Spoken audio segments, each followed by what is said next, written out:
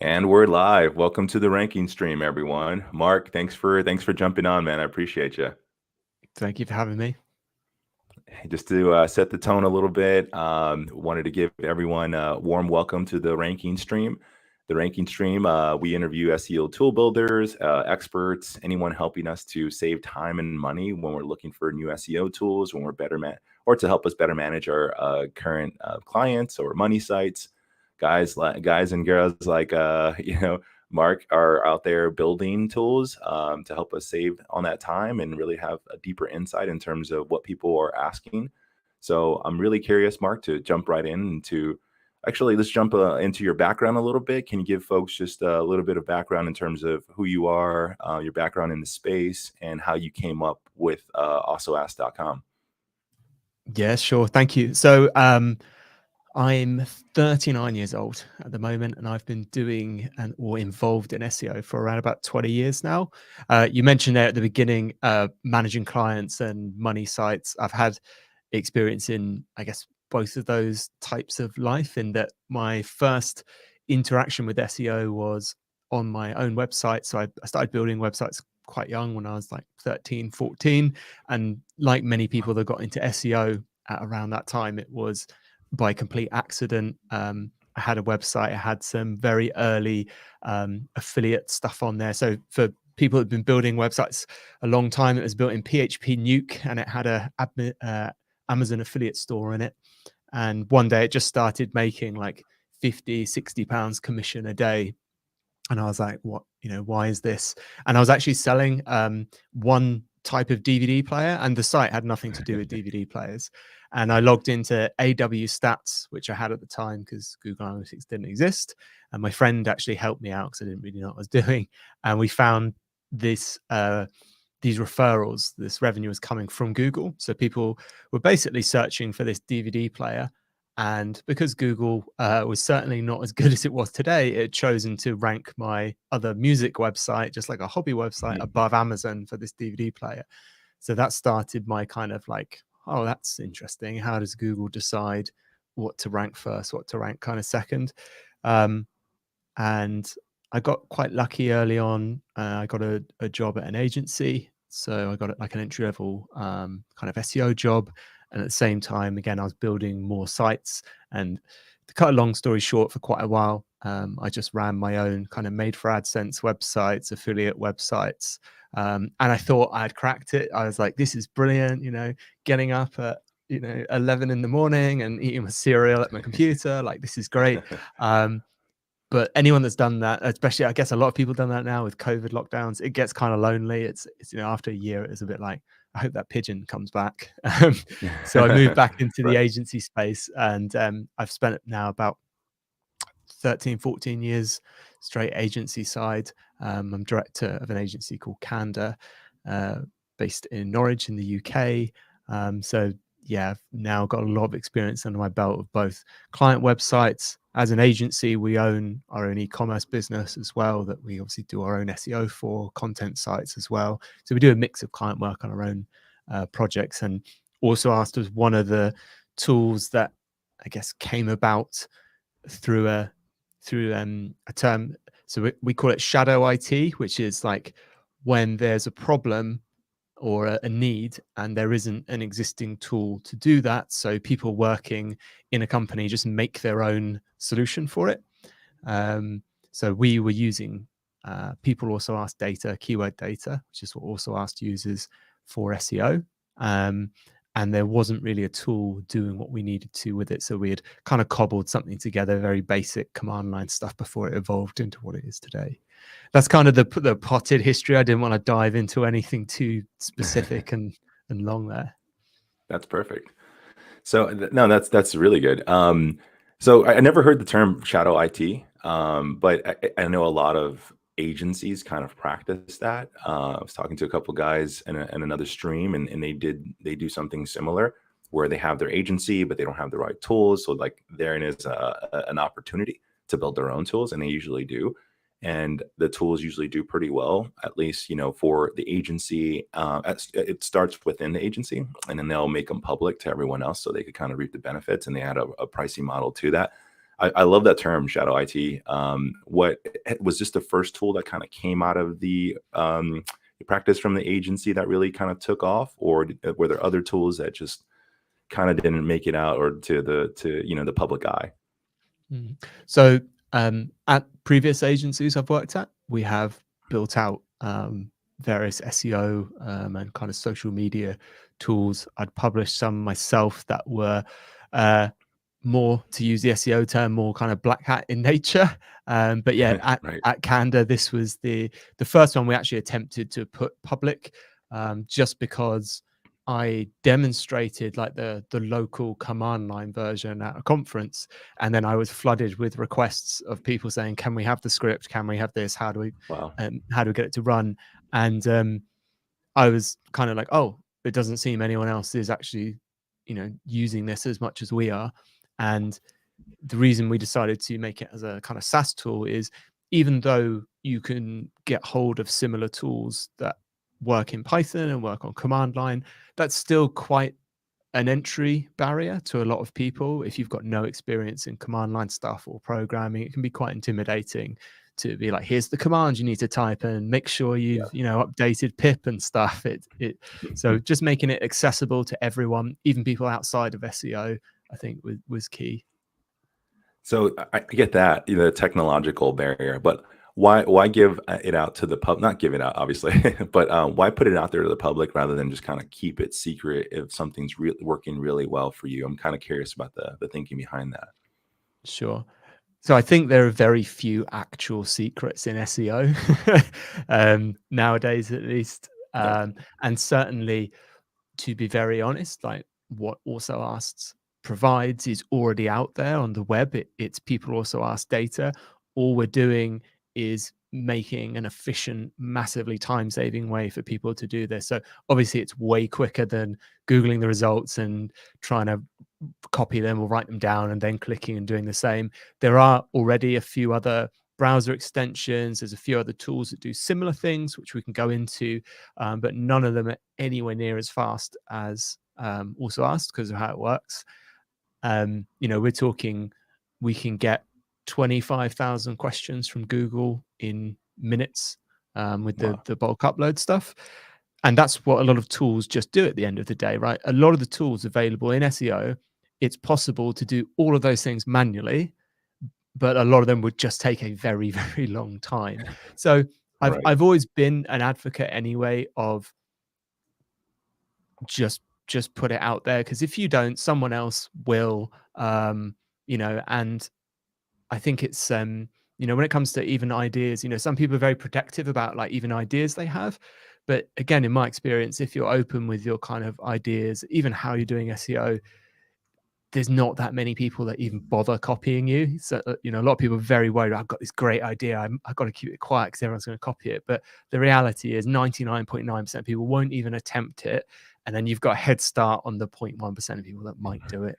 So I was very keen to put it out there, to share it, and contribute something back. And when we launched it, which was November 2019, we launched an alpha version with more features to come, and it was completely free for just over a year.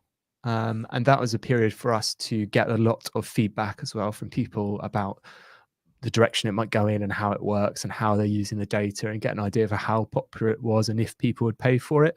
And it was fortunate people would pay for it, because when it was completely free, obviously it got very, very popular, and it became incredibly expensive for us to run every month. So we had to, during the beta phase, which was a little bit later, just take it down, because it was going into 5 figures a month of fees for us to absorb, which obviously wasn't very popular. I wasn't a very popular Right. person at the agency when I was like, cool, so we got the bill this month. It generated no revenue. So that's why we had to have a subscription model, so we can afford to run it, so we can pay developers to make new features, because we're always adding new stuff, and maintain it as well, because there are lots of versions of all different kinds of tools where you get a really great paid version, and then people make free versions, which again fully support that. But they tend not to be supported for very long. They'll break and then they won't get updated. So it can be difficult, especially as an agency, if you become reliant on free stuff within your process, and then the free stuff goes away. Interesting. That's a very unique model. I mean, there's always the chat around the freemium models versus coming out just like paid, or we see some of these AppSumo deals that are like free for life, or the earlier customers get like a sweet deal and it's kind of at a lower rate. How did you think about the freemium or the free model at first, in terms of like when you started seeing an increase in that bill? When did it become like an aha moment? It's like, okay, people don't just want this for free. They're actually going to pay for it. Was that through surveying? Was it through just how did you guys kind of collect that information to where it could go from free to paid? Badly and lazily. So I'll be completely transparent with this process. It wasn't a difficult decision to make it paid, because the situation I was in was people need to pay for this, or I just need to pull the plug out the wall, basically, Right. or limit it in a way. So it was kind of like it has to be paid for. The qualitative feedback I had from just friends in SEO was, yes, we find it really useful. I love it. I haven't seen anything like this before. Obviously, there are similar things now. And I tried some surveying to be like, what would you pay for this? And I had the widest ranges of response. I could find no kind of point that I thought was sensible. I had some people saying they would happily pay like $200 a month, which is more than SEMrush, which does way more than this tool. And then I had other people at the other end of the scale when it did go to a freemium model, because at the moment you can still have 90 searches per month for free Gotcha. without even signing up. When I went to that model, I literally had people just emailing me abuse saying that it was absolutely ridiculous and I'd done a bait and switch model because I had started to charge for something. So the way that I worked it out was essentially I just looked at our cost base in terms of, because it costs us per search, because we have to use various other proxies and services, and Right. AWS and things scale with new accounts, and the development costs. And I just thought, what's a reasonable kind of markup there that gives us a little bit of safety? And then once I had that number, I've been working in agencies a long time. My question was essentially, would I pay this? Is the sum very easy to do for if I have another way of doing this? Is this way so much quicker that I'm like, that's a no-brainer? So we started in with like $15 a month for this research, which again is in terms of if you're paying SEOs in an agency or freelance, that's a very short amount of minutes you're paying them for normally for that kind of money, and it can save a huge amount of time. So it came in, I think, nicely at that kind of cost. Again, to be transparent, I'm still trying to find a good way to price it up globally, because I like it to be accessible to everyone. And obviously different countries with different strength economies and different value currencies, some people struggle. That's quite expensive for them. So again, sometimes we've done deals with certain charities, like we work with the Federation Coalition of Developing Countries, so we've given like free accounts to them so they can access it and build the skills and get paid what they deserve to be, again, because I think that's a bit of a problem in SEO, where essentially people get exploited a bit for cheap labor, offshoring stuff. So try to be fair in that way, but it's another one of those issues where you go into it and you think, well, this will be easy, we'll just set a price, and then when you dig deeper, it's like an onion. There's always a new level or a new challenge or something you want to achieve. But that's where we got to where we did with pricing and the model. Totally. And when to get to that, to talking about a little bit of your like kind of fine tuning that product market fit, if you would, who are some of the like customers now who are, or early customers? Like, who have you found as being like the primary target market for the product? So naturally, the first adopters were people within the SEO space, just because there's an obvious fit there in terms of keyword research and optimization and understanding Google. Right. And the adoption there was good, especially actually, it surprised me. My assumption was going to be that Hmm. agencies would have been the easiest sell, because it's like 90% of an agency's cost base is staff. So anything you can do to save time in an agency is worth lots of money to you. So I was like, this is dead easy. However, I think maybe we're at a stage with monthly subscription SaaS tool things that agencies are a bit defensive about new outgoings to new tools and what gets left over, because looking at Right. the stats, some pretty big agencies are pretty stingy with kind of the level they're going at. And actually I Right. found a lot of freelancers or people even running their own sites are the people that subscribe to kind of the pro end and are just like, yeah, I love it, and I tell people about it.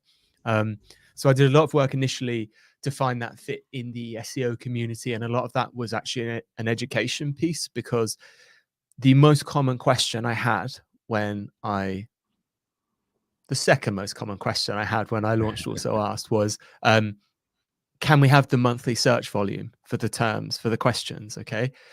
And if you do that with people Also Asked data, you'll find like north of 99% of them will come back with 0 search volume, which is obviously incorrect. It's a it's a product of how a lot of our tooling works, in that they just don't have the data, so it comes back as 0.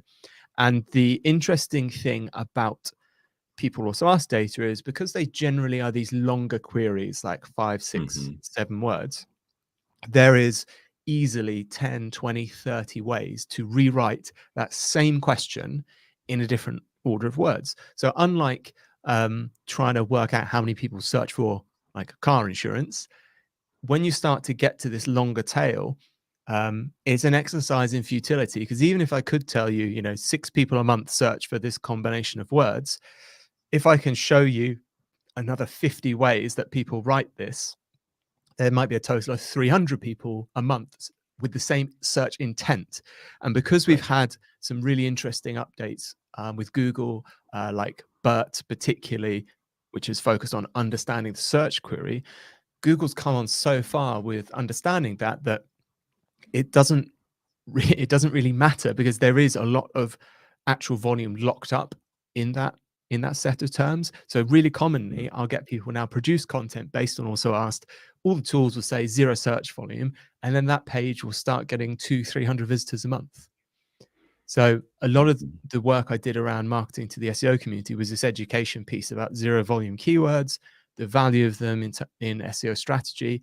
And actually, my favorite thing about this set of questions that we get from Google is that lots of people talk about clustering now in terms of topical authority and keywords and what should be on one page. This is Google doing that for you with user data. This is Google saying, when someone searches for this, their closest intent proximity are these questions. So it doesn't take many logical steps to go through from Google's point of view.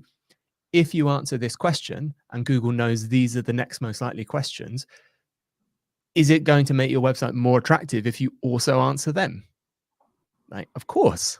So it's like such a valuable tool to leverage from that point of view, which then, if you can package that up, which I'm still trying to find a nice, easy way to explain that to people who haven't had exposure for SEO.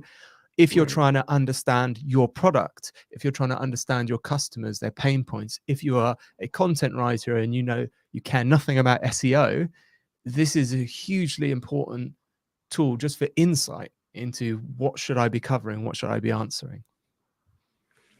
Completely agree. And I'm a big fan of, like, obviously, well, one, that education piece I think is so important. And then two, it's like building up a page with some of those questions being answered, and just having people look at like some of the data, even if you're not ranking, if your site has like a low DA, domain authority, it's like, just see the amount of impressions that Google's showing that particular page for like one question, and all the variations of those questions that are being like all the impressions for like similar questions for that particular page.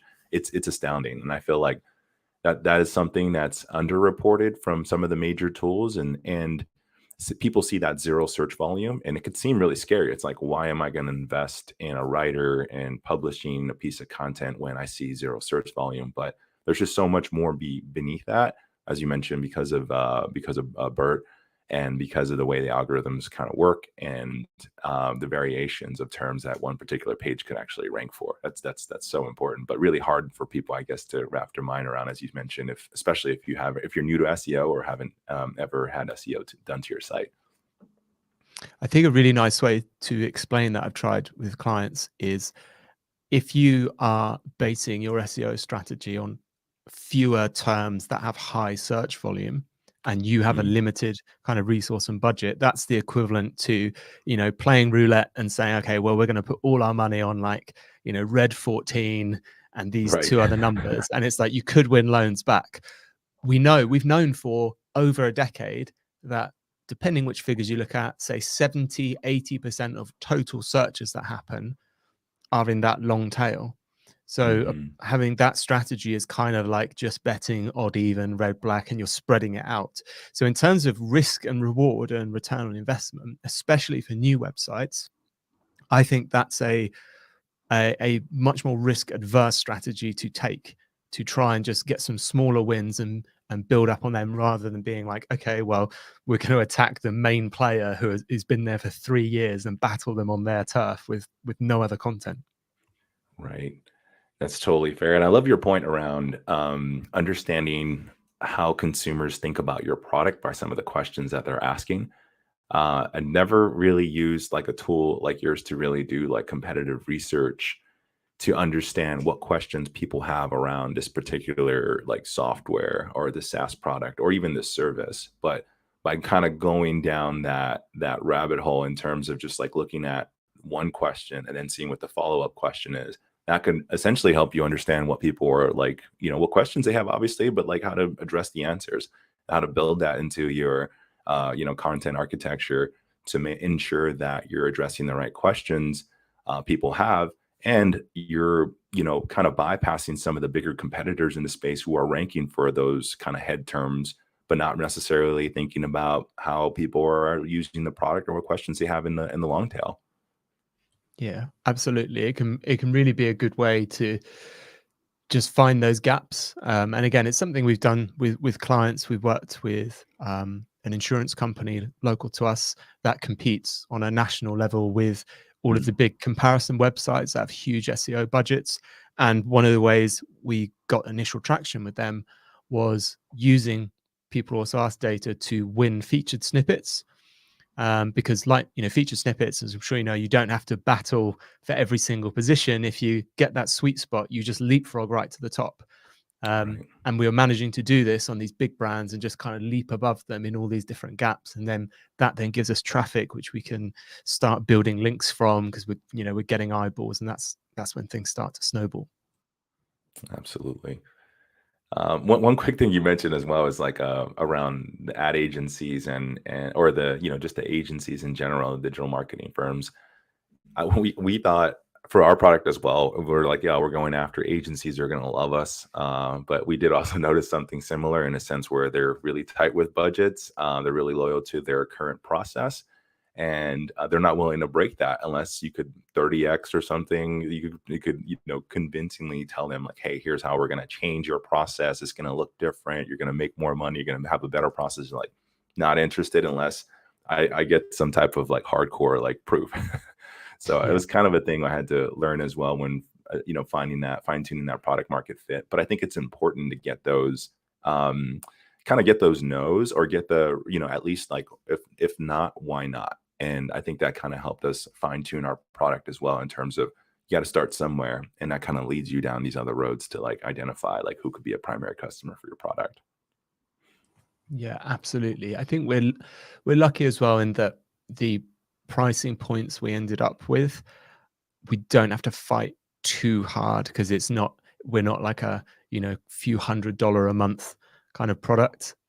We can be something that just sort of slips in. So this sell, I guess, is more we won't disturb your current process too much, and you won't have to think about it too much. It's just another way to save time. But certainly, I'm in a couple of groups of people with SaaS tools, and certainly the ones that have kind of like higher average monthly revenue from clients, like you say, it's a big thing for them, is finding out what are the objections, like how can we prove to you that this is going to be worthwhile. Right. Yeah. It's a challenge, but I mean, there's place for everyone with these tools, and I love tools like yours that are like super like micro, and they do one thing really well. I think there's a lot of tools.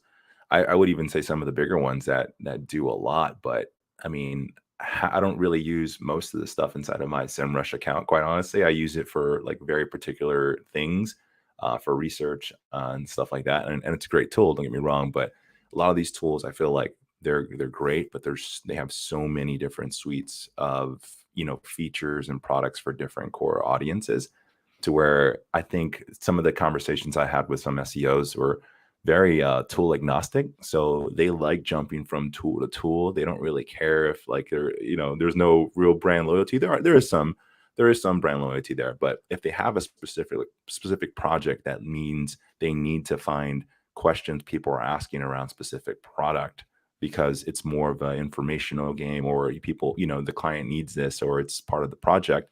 I think a tool like yours is perfect, because you don't need the whole fancy suite of tools from a larger competitor. They need something that's very particular they're going to use for a little bit, or they're going to have in their tool set whenever they need to call it. So I find that most SEOs are tool agnostic. They'll be willing to try most things, and if it works out for their specific need in that time, more than likely they might give it a shot. I'm so pleased you said that about tools. Kind of, they have their primary purpose, and then they kind of grow over time and grow extra limbs that maybe aren't quite as good as the initial.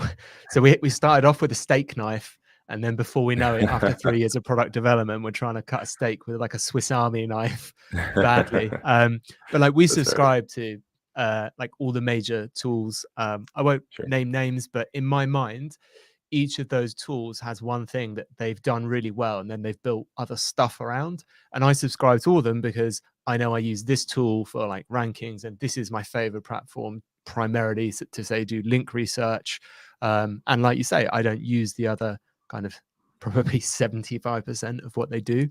And in terms of those larger tools and also us, I don't think there's any large platform that does what we do in terms of getting the results live at the time of the search. So a lot of these bigger tools build their indexes, and the way as well they match the people also ask data is usually based on keyword. So if you type in, like jigsaw puzzles, they will just say to you, here are all of the PAA questions we have seen that contain jigsaw puzzles or puzzles and jigsaw. Whereas since we're getting the live data and multiple levels, we're not just returning, obviously, the questions with the word jigsaw puzzle in, we're returning what Google has says is related, which is that kind of clustering information that's missed out. There's a few other similar tools that have a similar approach. Again, I don't think anyone actually gets the questions in the same way we do. So we actually go and simulate the clicks. Whereas I believe most tools that do the same thing as also us now, they will use a SERP scraping API and essentially re-Google the term. And the downside of doing it that way is twofold. Firstly, if you simulate the clicks, you tend to get more questions. So you might get 5, 6, 7 questions as opposed to just 4 at each level. But something that I discovered that I found really interesting was that if you click on a question, so you've got a root term and then you click on a question, you get more questions. Those end questions are different to if you just re-Google that next question. And I believe it's because Google is understanding your intent better because it knows your start point. So your start point is this query. You don't know these things maybe, and then you've clicked. So I've got kind of 2 data points for what you might be interested in.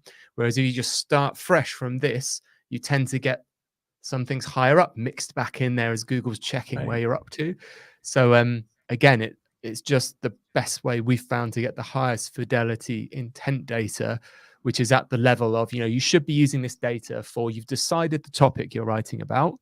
What should we include in this actual article? There are other tools, we commonly get mixed up with tools like Answer the Public, which is obviously super famous. Answer the Public uses Google Suggest data, which is very, very different. It's like a topical overview. It's not kind of intent based. And it's great for deciding here's 10 things to write about. But then the next level of the what do we actually include, that's when the PA data, I think, is important.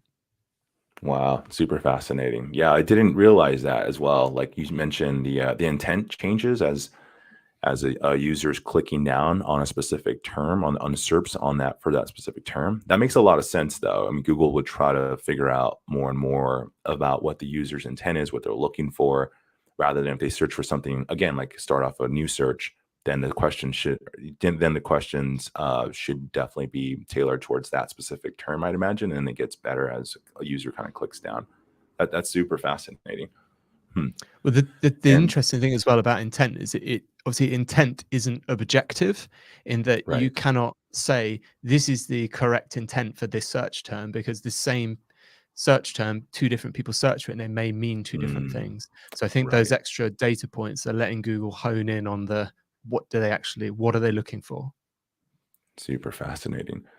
Yeah, and when I went to, also ask.com, and I posted the link in the chat just for folks watching, I noticed immediately just obviously, I mean, first, it's a beautiful website. I really like the branding behind it. I think a lot of tools out there kind of, they just put the software out there or the SaaS out there and don't think about design too much. I think you nailed it with that, you and your team.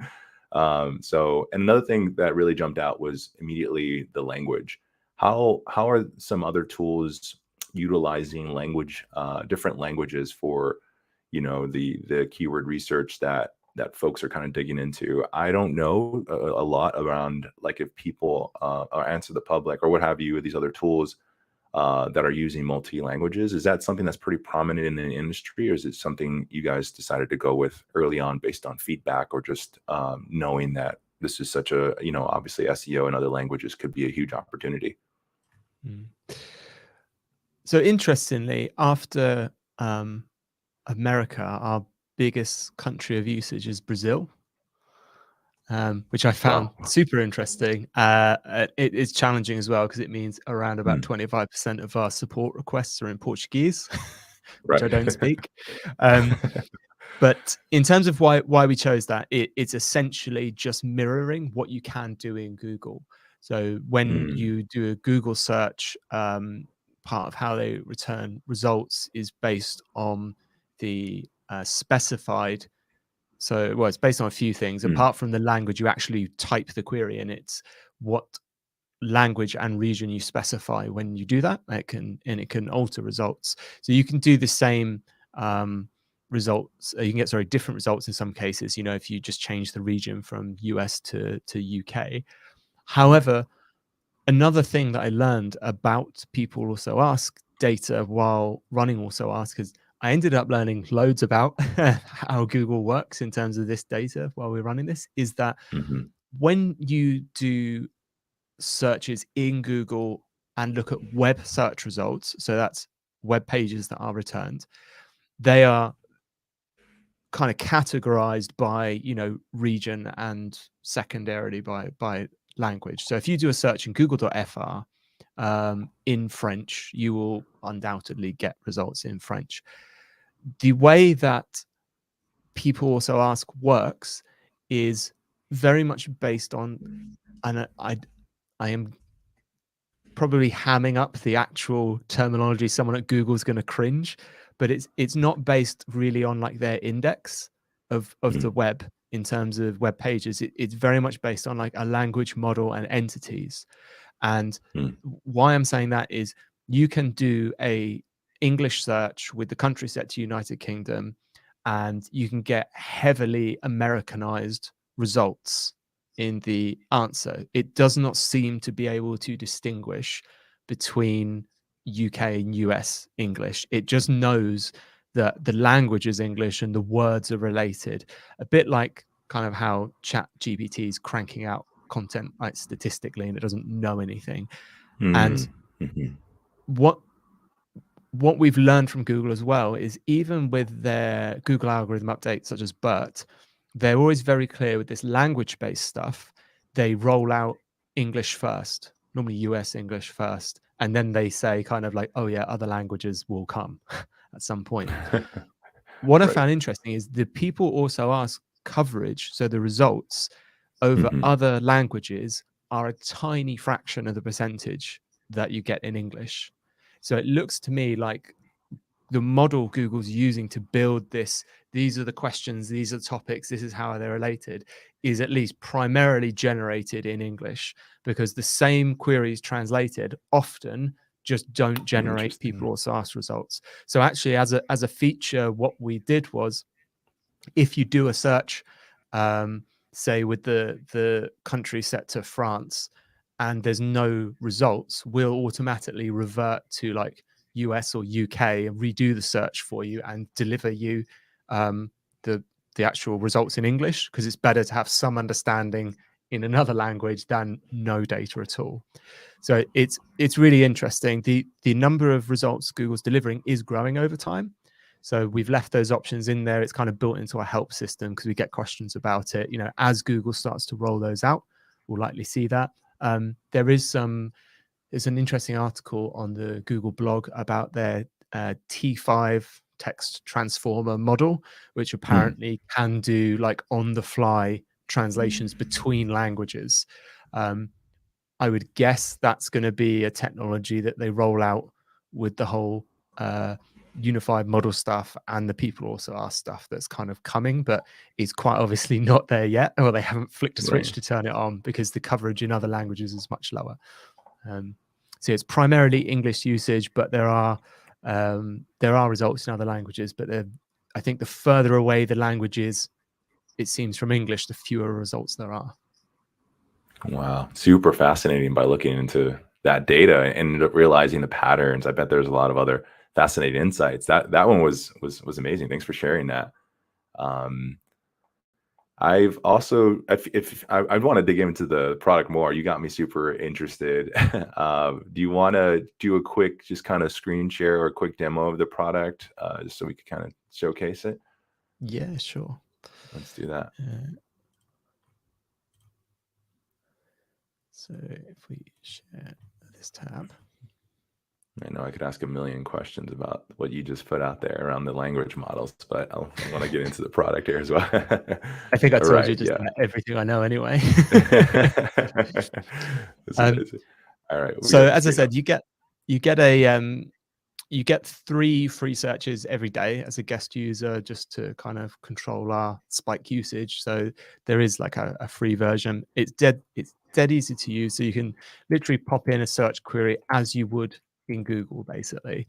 So if I actually load this up in Google first, so if I do something like jigsaw puzzles for adults, we'll get our so they've changed this today. I don't know if you've seen this.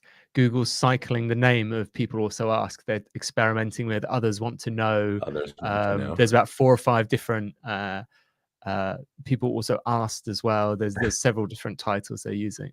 But essentially, this is the set of questions we're talking about. And as you click on them, we get additional questions. So the idea of also asked is that we can pop these in. Will run, and so this is live, basically going to go and get that SERP in English in the UK, and it comes back in this graph format. So these are the first 4 questions you get. If you click on that result in Google, this is the kind of next level of data that you'll get. So this is useful from a very basic point of view. You can export these as PNGs. We sometimes share these in content briefs with writers to give them an overview of a topic. What we've also added as well, if you do subscribe, obviously we've added some new features that you just get if you're a subscriber, such as a CSV export. And the CSV export gives you a little bit more data. So I think I'll need to re-share my screen here. Just see if I can load up that spreadsheet. Here we go. I can share my entire screen. Cool. There we go. So this is the CSV export, and the CSV export includes the questions, the PAA questions, but we also get the answer for you as well. So it's a really good way just to see what Google's looking for in terms of an answer. It shows you the URL that's ranking as well. It shows you the page title of that URL. And we actually encode the position on the graph as well. So 0 is the root question. If it's got a 1, it means it's in that first branch. If it's got like a 2, 0, it's on the second branch. So that's all in the documentation. But essentially, there's a way to programmatically then analyze all of this data if you wanted to.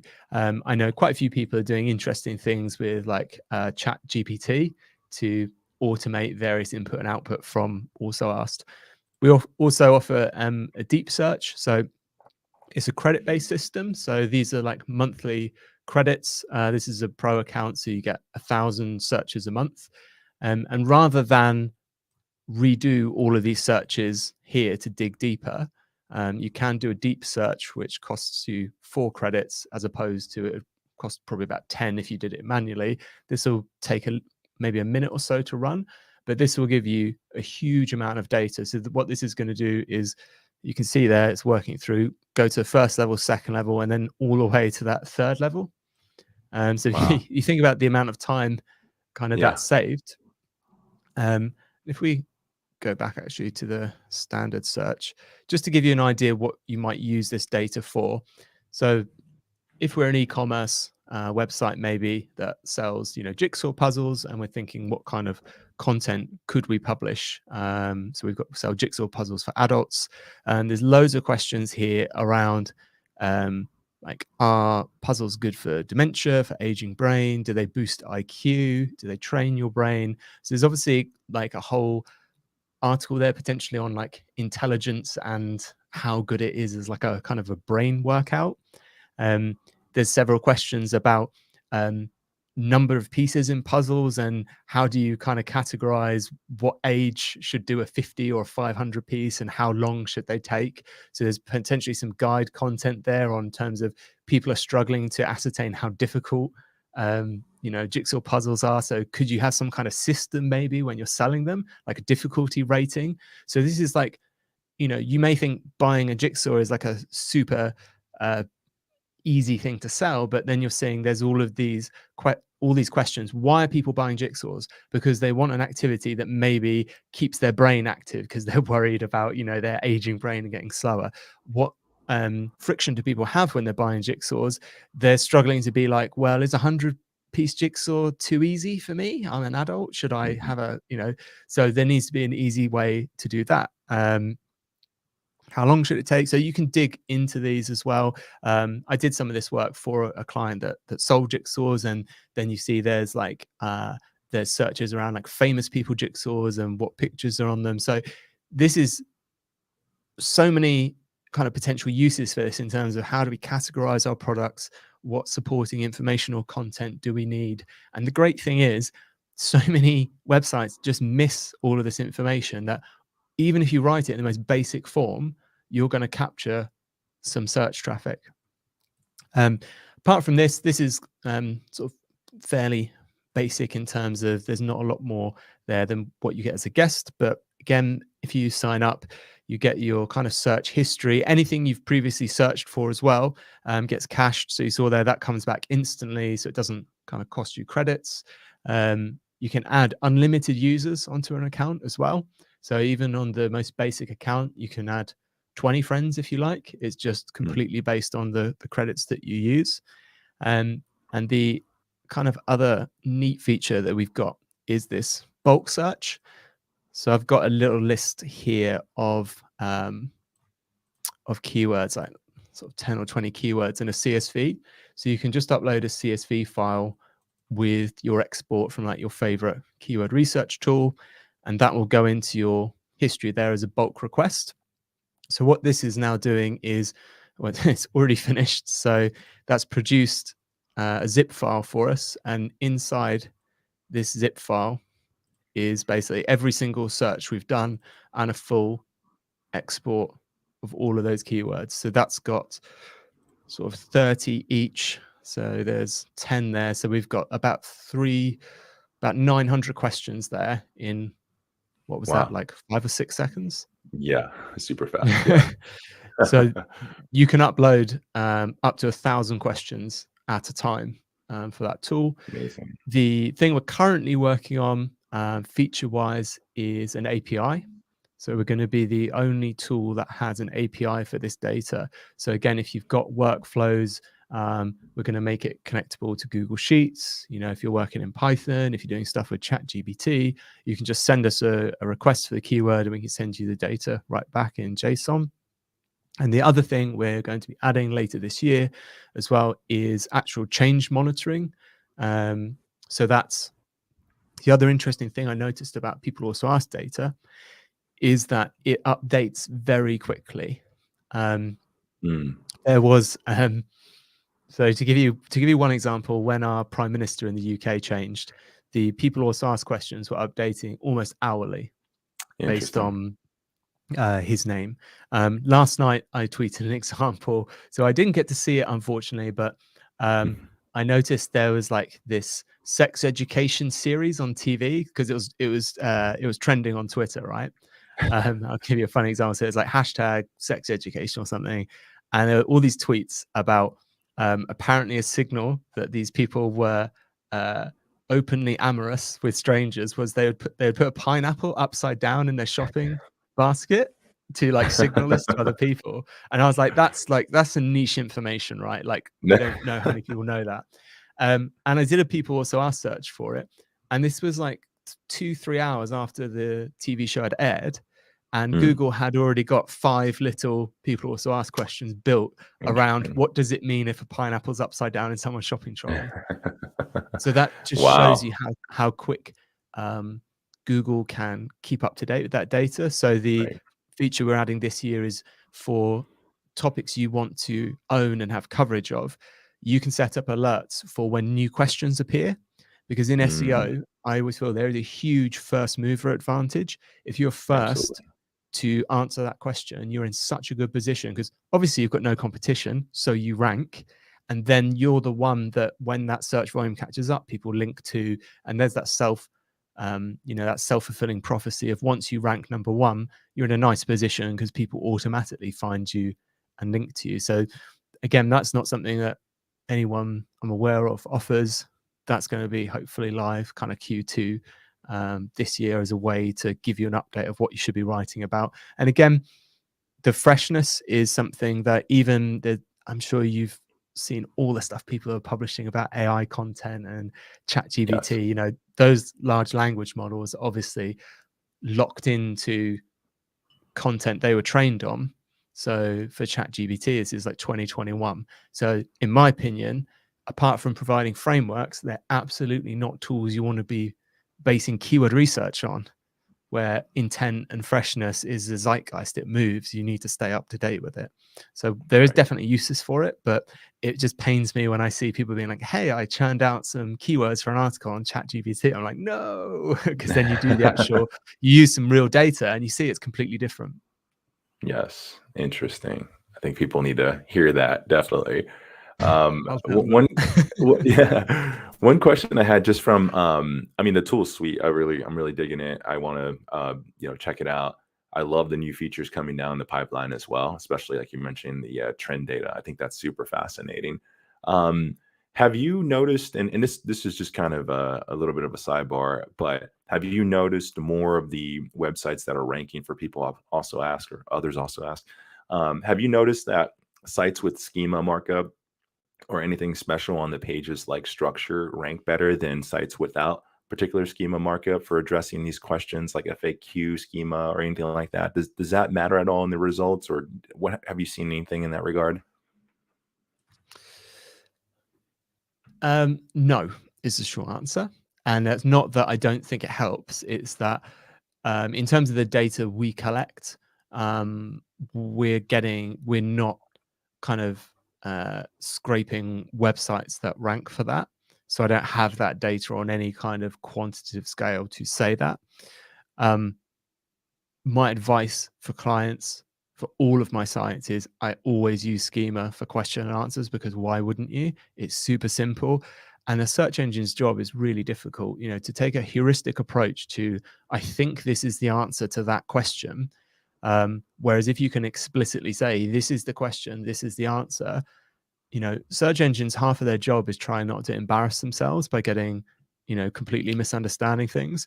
So if all things are equal, but one web page helps them out and says this is definitely the answer, it would make sense to me that they go for that, especially as we're moving into a time with like intelligent personal assistants, a lot more kind of voice interaction. The stakes are higher for search engines if they're returning featured snippets, if they're trying to conversationally return a canonically correct answer, they need to be sure. So to me, it's like more of a future proofing thing. But certainly everything I've done around people also ask data, I've always used schema. This is what SEO is about, right? It's about taking advantage of every small gain you can have, and the sum of those things is what gives you the edge. I hope it does, at least, or I've wasted a lot of time. That would be, no, I'm with you on that. I mean, it certainly helps. Every little bit counts. And to your point around search engines doing a lot of this, analysis on a mass level, it would make sense that these things are the proper signals to help build trust with the website and showcase that data, or showcase the accurate information based on what schema is kind of reporting or giving off the signals. So that makes sense.